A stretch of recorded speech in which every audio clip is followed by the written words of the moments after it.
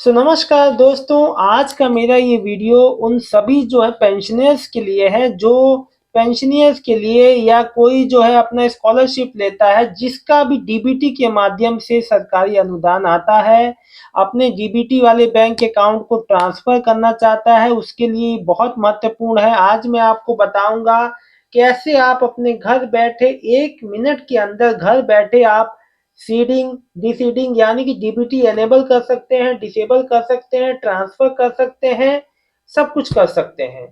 लेकिन आपको कुछ भी नहीं करना है, कुछ भी नहीं। घर बैठे इन जो मैंने स्टेप आपको बताया वो फॉलो कीजिए। क्या है वो स्टेप, बारीकी से बताया है, ध्यान से करिएगा, आराम से हो जाएगा, कोई प्रॉब्लम नहीं आती जिसके लिए आपको बैंकों में लंबी लंबी लाइनों में लगना पड़ता है।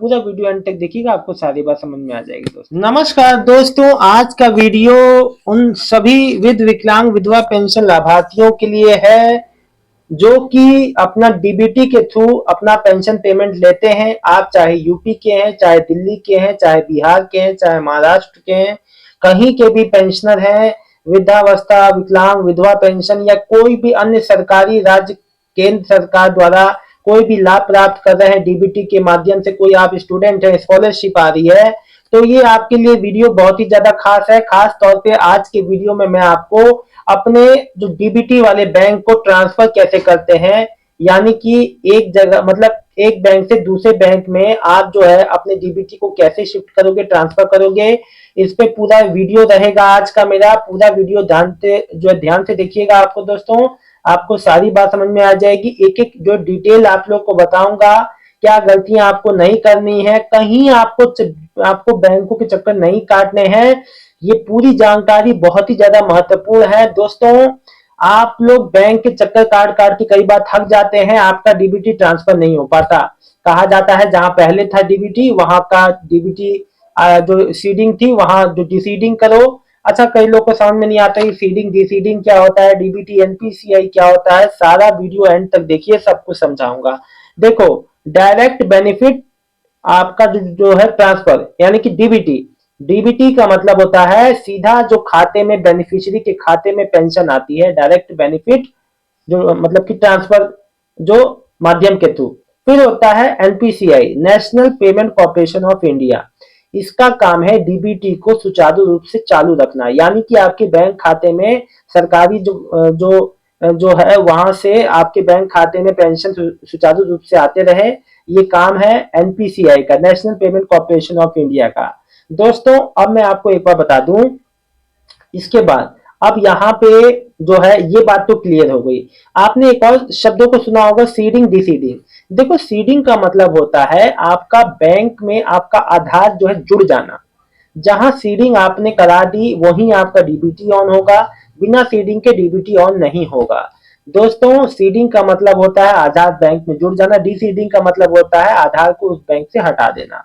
अब एक बात को सुनिए, एक बात मेरी, अब लोगों को क्या होता है ना, कई बार होता है कि मैंने मान लीजिए अपना पंजाब नेशनल बैंक में मेरी डीबीटी आ रही थी, मैं वो खाता बंद करना चाह रहा हूं, मैं चाहता हूं स्टेट बैंक में नया खाता है उसमें आए और ये खाते में मैं कुछ और काम अपना करना चाहता हूं।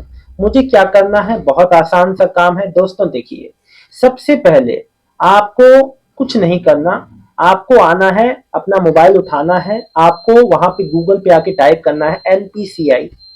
आप उसमें मोबाइल में या कंप्यूटर में आपको एनपीसीआई गूगल पे टाइप करना है, जो पहला ऑप्शन आए एनपीसीआई की वेबसाइट पे आ जाना है।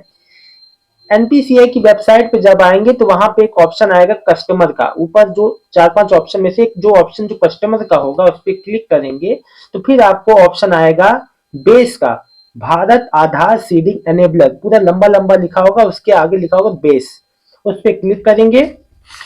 फिर आपको आधार सीडिंग और डीसीडिंग का साइड में ऑप्शन मिलेगा, 3-4 लगभग जो 4-5 ऑप्शन मिलेंगे, वहां आधार सीडिंग डीसीडिंग का ऑप्शन होगा, उस पर क्लिक कर दीजिएगा। येलो येलो जो हल्का जो है जो भगवा रंग में वो आता है वहीं पे क्लिक करेंगे सीडिंग डीसीडिंग पे, तो उस पर क्लिक कर दीजिएगा। फिर एक वेब पेज पूरा खुल जाएगा, उसमें आपका enter your Aadhaar, Aadhaar number डालो, सीडिंग डीसीडिंग करना है, select your bank account number, confirm your account, submitting captcha code, ये सारी डिटेल। अब देखो, सीडिंग जो नया सीडिंग कर रहे हैं उनको सीडिंग सिलेक्ट करना है। आप एक बैंक से दूसरे बैंक में कर सकते हो, अगर आप जो पहली बार अपना नया जो डीबीटी ऑन कर रहे हो वो, उसके लिए आप जो है सीडिंग में फ्रेश सीडिंग को सिलेक्ट करेंगे। सीडिंग के अंदर फ्रेश जो सीडिंग वाले का ऑप्शन को सिलेक्ट करेंगे। Movement of movement same with in the other account. अच्छा देखो होता क्या है ना कि आप जो है अकाउंट को मतलब कि होता क्या है कि आप एक अकाउंट को अपने जो मान लीजिए पंजाब नेशनल से स्टेट बैंक में जो मतलब कि ट्रांसफर करना चाहते हो, या मूवमेंट मतलब कि विद इन द बैंक, मतलब कि एक ही बैंक में इधर से उधर करना चाहते हो, तो आपको जो तीन ऑप्शन मिलेंगे उन जो तीन ऑप्शन में से आपको कोई भी एक सिलेक्ट कर लेना है। इसके बाद दोस्तों मैं आप लोग को बता दूं, आपको अपना bank account number, confirm account number, उसके बाद जो है बाय सबमिटिंग पे क्लिक करके कैप्चा आपको डालना है।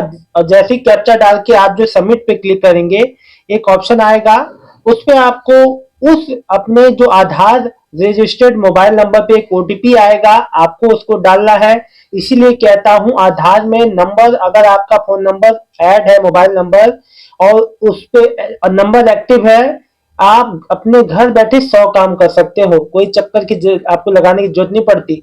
यही फायदा होता है आधार में नंबर मोबाइल नंबर जुड़ा हो, एक्टिव रखा करो, 100 काम हो जाएंगे। तो दोस्तों अब आपको ओटीपी इसमें डाल के सबमिट पे जैसे क्लिक करोगे 15-20 मिनट 30 सेकेंड, दोस्तों आप विश्वास नहीं करोगे 45 सेकंड के अंदर आप नई सीडिंग सीडिंग को ट्रांसफर इसी तरीके से आप हर चीज कर सकते हो। अपने बैंक में सीडिंग को हटा सकते हो, कुछ भी कर सकते हो, 1 मिनट भी नहीं लगता दोस्तों। मैंने खुद अपने वाइफ का किया था, तो मैं आपको बता दूं 1 मिनट से 1 मिनट भी नहीं लगता, 45 सेकंड में हो गया था, सोचिए। इसीलिए आप जो बैंक जाते हैं, बैंक में जाएंगे तो कहेंगे कि आपको सीडिंग को ट्रांसफर करना है, तो आप पहले जो पहले बैंक में सीडिंग था यानी कि जहां डीबीटी था उसको हटवाइए, डी सीडिंग कराइए, फिर हटवा के आइए, फिर यहाँ फ्रेश सीडिंग कीजिए, ये कहा जाएगा। लेकिन एज पर द रूल ये है आरबीआई का कि देखिए वहां तो देखिए यही कहा जाता है कि जो लास्ट बैंक में आपका सीडिंग हुआ है वही आपका डीबीटी लिंक होगा, लेकिन ऐसा होता नहीं है अधिकतर। जहां एक बार लिंक हो जाता है जब तक आप उसको डिफीट नहीं कराते तो वैसा नहीं होता है। कहा नियम कुछ और है लेकिन वहां पे भी प्रैक्टिकल ऐसा ही होता है, मेरे साथ हो चुका है दोस्तों। तो मैं आप लोग को एक बार बता दूं, कोई भी समस्या आती है तो आप लोग मुझसे पूछिए, आप लोग खुद करके देखिए। कोई भी अगर नहीं कर पा रहे हैं या कोई टेक्नीशियन, अब देखो कभी कभी क्या होता है ना, रात को एकदम ज्यादा रात में कभी कभी क्या होता है साइट मेंटेनेंस पे होती है, जिस वजह से कभी कभी कोई बात मान लीजिए कि ओटीपी नहीं आ पा रहा है या कोई दिक्कत, थोड़े समय बाद जो ट्राई कर लीजिएगा। वेबसाइट कभी कभी मेंटेनेंस पे रहती है। दोस्तों ये जानकारी अच्छी लगी है तो वीडियो को लाइक करके चैनल को सब्सक्राइब कर लीजिएगा। और ये अचूक तरीका है बिल्कुल अपनी नई डीबीटी को ऑन करने का, डीबीटी को ट्रांसफर करने का with in the bank, with outside the bank, कोई दूसरे बैंक में, पीएनबी से स्टेट बैंक में कर लो, स्टेट बैंक से बड़ौदा में कर लो, किसी में भी कर लो। हाँ, कुछ बैंक के जहां नाम नहीं आ रहे होंगे, ऑप्शंस में नाम नहीं होंगे, उनका आपको पर्सनली सामने से जाके कराना पड़ेगा। अभी मैं आपको बता दूं, जब मैंने अपनी वाइफ का किया था, मेरी वाइफ का भी आता है दिव्यांग पेंशन, तो उसका जब मैंने किया था तब उसमें क्या हुआ था कि उसका उस समय स्टेट बैंक उस समय नहीं आ रहा था, मतलब ऑप्शंस में स्टेट बैंक नहीं था, अब आने लगा है। तो वैसे जो बैंक नहीं जुड़े हैं वो जुड़ जाएंगे। तो दोस्तों मैं आप लोगों को बता दूं, ये खुद मेरा अपना जांचा परखा हुआ है, तो प्लीज आप लोग इस बात को समझिए, अपनाइए, दौड़ भाग से बचिए। और एक अंकल जी हैं, मैंने उनके लिए स्पेशली ये वीडियो बनाया था, वो बहुत ही ज्यादा परेशान थे। आपका बेटा बेटी जो भी हो, उससे घर में कोई मोबाइल चलाना जानता हो तो 1 मिनट के अंदर घर बैठे ये काम हो जाएगा, करवा लीजिएगा। मिलता हूँ नेक्स्ट वीडियो में एक नई जानकारी के साथ, तब तक के लिए आपका बहुत बहुत धन्यवाद दोस्तों, शुभ रात्रि। और कोई भी, मैं एक बार बता दूं, कोई भी आप जो है अलग कोई भी टॉपिक पे वीडियो चाहते हैं मैं उस पर बना दूं, कोई बात कोई जानकारी कोई भी सरकारी योजना जिस पे आप वीडियो चाहते हैं तो कमेंट सेक्शन में लिख दीजिए, मैं उस पे उसी टॉपिक पे वीडियो बना दूंगा। बहुत बहुत धन्यवाद दोस्तों।